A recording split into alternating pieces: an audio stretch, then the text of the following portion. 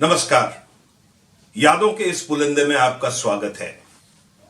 मैंने शायद अपने 12वें पुलिंदे में ये कहा था कि देश की जितनी खराब हालत है वो मैंने अपनी जिंदगी में नहीं देखी, लेकिन आज मैं ये कहूंगा कि इस वक्त जो दिल्ली के आसपास हमारी सरकार अपने ही लोगों से लड़ने के लिए जो किलेबंदी कर रही है, इससे भयंकर और गिरी हुई बात मैंने आज तक नहीं देखी। तरह तरह के लोगों को, गुटों को मैंने अपनी जिंदगी में लड़ते झगड़ते देखा है।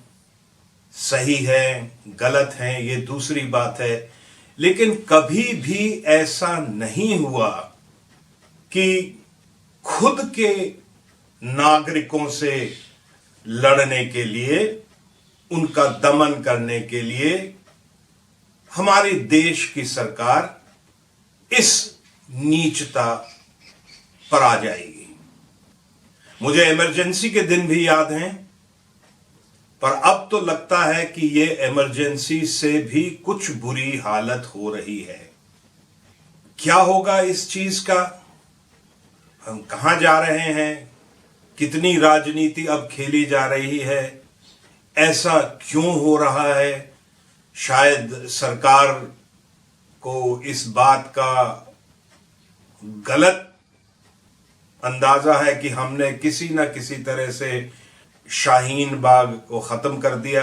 वो शाहीन बाग उन्होंने खत्म नहीं किया, कोरोना का नाम लेके बंद कर दिया गया। जिस प्रकार का अत्याचार और दमन हमारे नागरिकों पर हमारी ही सरकार कर रही है, उसकी वजह से पूरी दुनिया में अब थू थू हो रही है। पहले तो लोग हम पर हंसते थे कि क्या बेवकूफियत है, पर अब हालात कुछ और ही है। दुष्यंत कुमार जी का एक शेर है कि मेरे सीने में नहीं तो तेरे सीने में ही सही, कि मेरे सीने में नहीं तो तेरे सीने में ही सही, हो कहीं भी आग, लेकिन आग जलनी चाहिए। और मैं ये सब उन लोगों से कहना चाहता हूं जो गरीबों को, किसानों को, महिलाओं को, पत्रकारों को, विद्यार्थियों को, एजुकेशनल इंस्टीट्यूशंस को, साहित्यकारों को, बौद्धिक लोगों को, आर्टिस्ट्स को, चिंतन करने वालों को कुचलने की कोशिश में लगी रही है। ये आग लगी रहनी चाहिए और ये आग अब बढ़ सी रही है। इंकलाब आएगा। कभी कभी मुझे भी ऐसा लगता था कि ये इंकलाब कब आएगा, लेकिन आएगा जरूर। और जब तक आग लगी रहेगी, इंकलाब आएगा। अली सरदार जाफरी साहब ने कहा है कि इंकलाब आएगा, रफ्तार से मायूस न हो। कि इंकलाब आएगा, रफ्तार से मायूस न हो। बहुत आहिस्ता नहीं है जो बहुत तेज नहीं। मैं आपको हमेशा की तरह डिस्क्रिप्शन बॉक्स में कुछ लिंक दे रहा हूं, लेकिन इस बार गुजारिश है कि आप जो सबसे पहला लिंक है आर्टिकल 19 इंडिया का, नवीन कुमार साहब का, आप उसको जरूर देखिए और उसको जरूर शेयर करिए। मेरा वीडियो आप चाहे शेयर करें या नहीं करें, पर आर्टिकल 19 इंडिया का वीडियो जरूर शेयर करिए।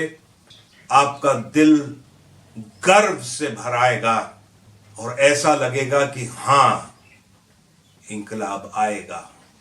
कुछ लोग हैं अभी भी जिनमें इतनी हिम्मत है कि वो सच बोल देते हैं, और ये सच आर्टिकल 19 इंडिया में कहा गया है, दिखाया गया है कि किस प्रकार से कुछ हमारे भारत के या शायद दुनिया के अमीरतम वर्गों में से कुछ लोग हैं जो वैसे तो चुपचाप बैठे रहते हैं। उन लोगों के नाम की पब्लिक माला जपती है, मालूम नहीं क्यों, क्या किया है उन्होंने।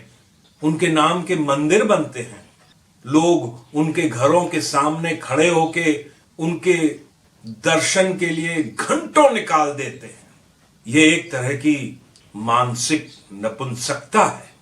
खैर, मैं जो कुछ भी कहना चाहता हूं वो आर्टिकल 19 इंडिया में कह दिया गया है, तो मैं उसको दोहराऊंगा नहीं। हमारे हिंदुस्तान में कुछ लोग ऐसे हैं जिनके पास इतना पैसा है कि अगर उनकी 10 पीढ़ियां भी काम न करें तो कोई फर्क नहीं पड़ता। ये लोग कभी भी मुंह नहीं खोलते, और जब खोलते हैं तो तभी खोलते हैं जिसमें उनको कोई राजनीतिक एंगल नजर आए या उनका खुद का फायदा हो। लेकिन जहां बोलना होता है वहां ये लोग नहीं बोलते, और इतना पैसा होने के बावजूद ये अपनी रीढ़ की हड्डी सीधी नहीं रख सकते।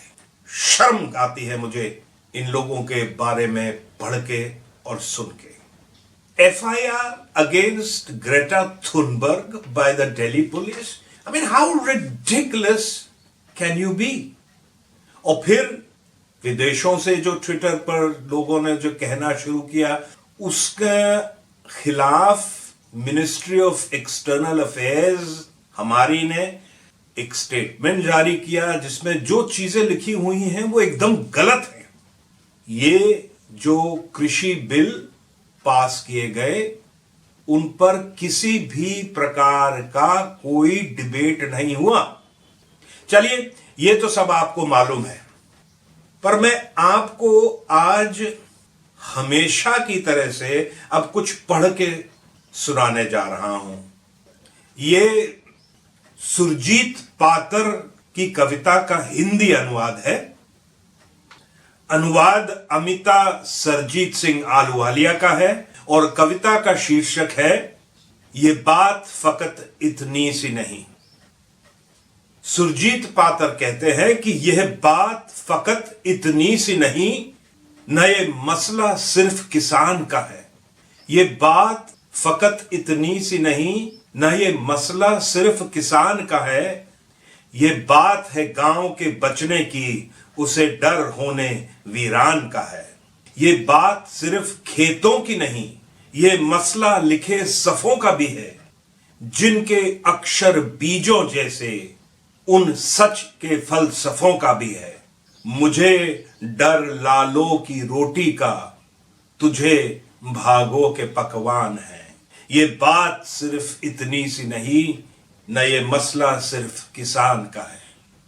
किसी बड़े बुजुर्ग का कहना था, किसी बड़े बुजुर्ग का कहना था, जो याद आज तक आता है, इंसान काम से न थकता, बेकदरी से थक जाता है।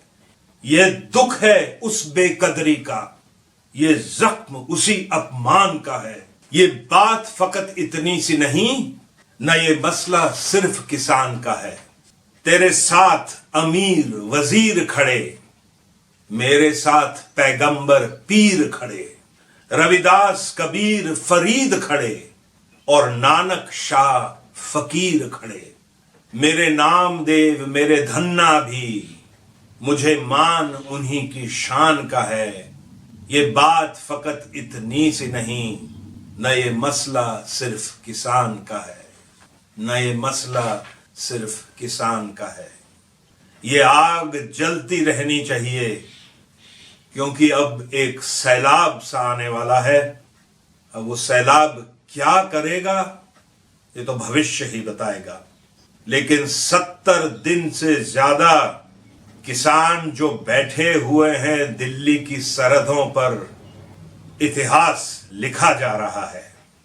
डर मुझे सिर्फ इसी चीज का है कि मैंने कुछ वीडियो देखे उन किसानों के भी जो बैठे हुए हैं, और खासकर 27-28 तारीख के बाद जो सब वापस दिल्ली की तरफ आए हैं या नए आए हैं, उसमें से कुछ लोगों ने कहा है कि हाँ, हमने मोदी को वोट दिया था, दोनों बार हमने मोदी और योगी को जिताया है, कोई बात नहीं, हमको मोदी पर विश्वास नहीं, लेकिन अगर ये बिल वापस ले लेते हैं तो हम मोदी को दोबारा वोट करेंगे।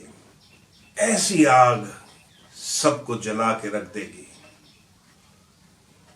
ऐसे ख्यालात बहुत खतरनाक है। अब देखिए क्या होता है, यहां से आग कहां फैलती है, और अपने सीने में आग जलाए रखिएगा, बहुत जरूरी है। नमस्कार।